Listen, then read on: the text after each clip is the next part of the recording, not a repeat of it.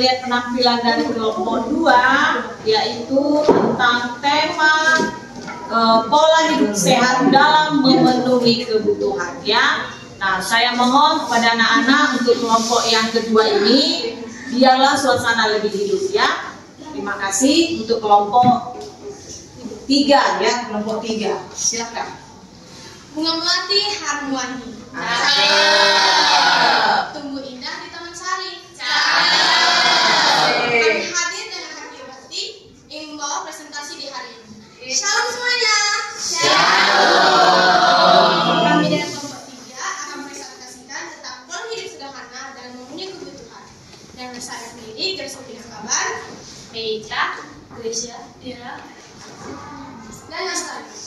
Sebelum saya menjelaskan apa itu pola hidup sederhana dan memenuhi kebutuhan, apakah dari teman-teman tahu itu arti dari pola hidup kebutuhan? Ada yang tahu? Tidak. Oke, pola hidup sederhana dalam memenuhi kebutuhan adalah mengatur pengeluaran secara bijak, memilih prioritas yang benar, dan menghindari pemborosan. Dalam ini kita fokus pada kebutuhan dasar dan menghindari dengan keinginan berlebihan.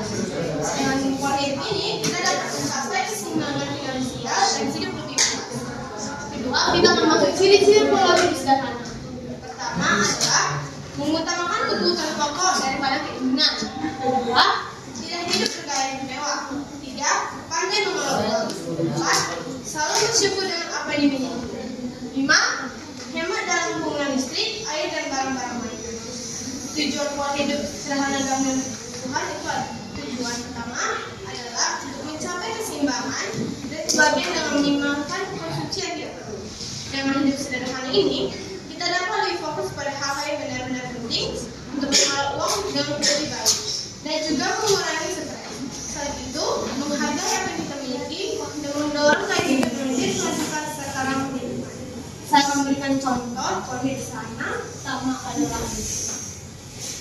1. Mengurangi konsumsi barang yang tidak perlu. Fokus pada kebutuhan dasar dan pada keinginan. Kedua, memasak di rumah untuk menyiapkan makanan sendiri untuk menghemat biaya dan menjaga kesehatan. Ketiga, mengutamakan barang bekas. Memilih barang bekas atau barang yang dipakai seperti alternatif untuk menghemat uang.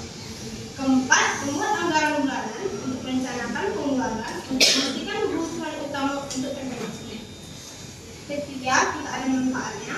Manfaat pola hidup sederhana dalam memenuhi kebutuhan pertama adalah mengelola uang yang lebih efisien, mengurangi pengeluaran yang tidak perlu, dan membantu menjaga stabilitas keuangan. Kedua, kita harus memilih barang yang sesuai dengan kebutuhan dan keinginan.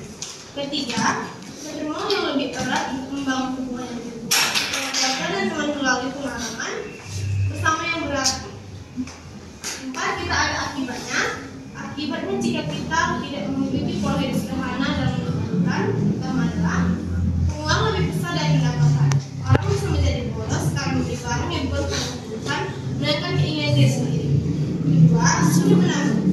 Uang selalu habis untuk hal-hal yang tidak penting jika tidak ada sisa uang untuk disimpan. Ketiga, terjebak hutang karena gaya hidup boros. Orang sering menjadi uang untuk memenuhi kebutuhan. Keempat, kami akan menunjukkan cara melakukan pola hidup sederhana. Pertama, ada buat daftar kebutuhan yang keinginan. Kedua, susun anggaran bulanan. Tiga, biasakan untuk menabung. Empat, gunakan barang secara awet dan dijaga. Lima, hindari pemborosan dan pamer. Dari kesimpulan dari kami presentasi hari ini, menjelaskan bahwa pola hidup sederhana merupakan sikap hidup yang sangat penting untuk diterapkan dalam kehidupan sehari-hari, terutama dalam memenuhi kebutuhan sederhana. Bukan berarti hidup miskin atau tidak mampu, tapi justru menunjukkan kemampuan seseorang dalam mengatur keputusan ekonomi secara bijak.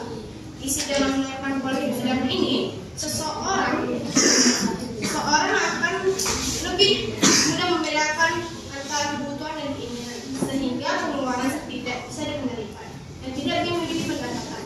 Hidup sederhana juga mengajarkan kita untuk membantu kita untuk menabung, menghindari hutang, dan lain sebagainya.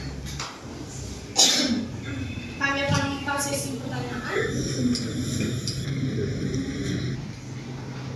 Oke, Misa. Saya bisa dari kelompok 4 akan mengajukan sebuah pertanyaan kepada kelompok kalian.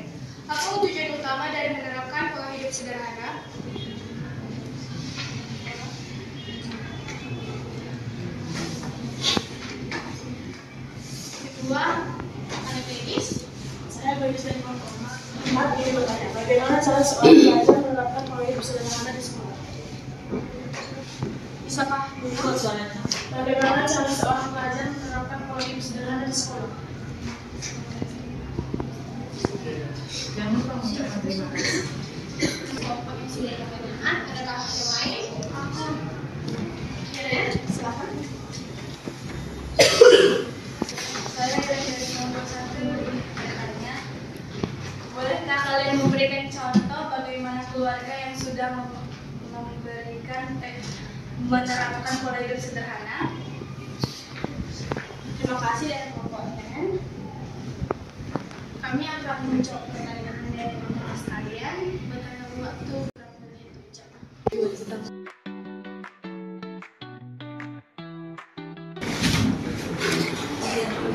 Saya akan menjawab pertanyaan dari kelompok 4 Michelle. Apa tujuan utama dalam menerapkan pola hidup sederhana?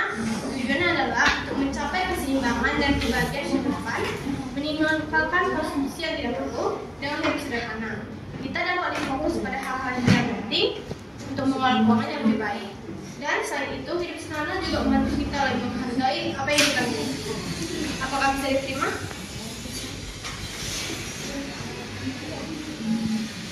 Kelompok 2 ada Derek Davis. Bagaimana seorang pelajar menerapkan pola hidup sederhana di sekolah?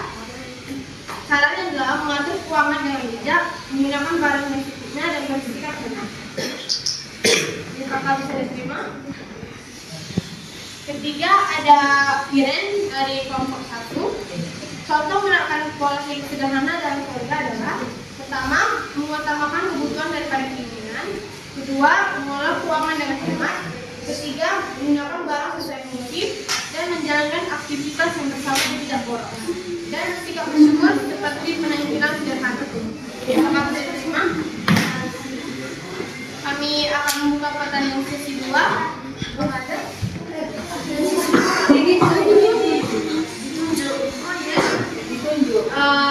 Astrid. Pertama, saya masuk saudara dari kelompok 2 ini menentukan pertanyaan. Jelaskan mengapa pola hidup hemat termasuk salah satu sikap positif yang perlu dibiasakan atau ditanamkan sejak dini. Terima kasih. Ada lagi? Saya dari kelompok 2, bagaimana pola hidup sederhana dapat meningkatkan ketahanan ekonomi keluarga di masa krisis.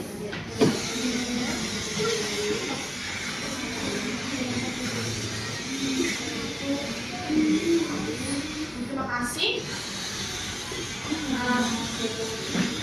Cukup 2. Kami akan menjawab pertanyaan. Kita kami waktu 5 menit untuk menjawab. Kami akan menjawab hasil pertanyaan dari teman-teman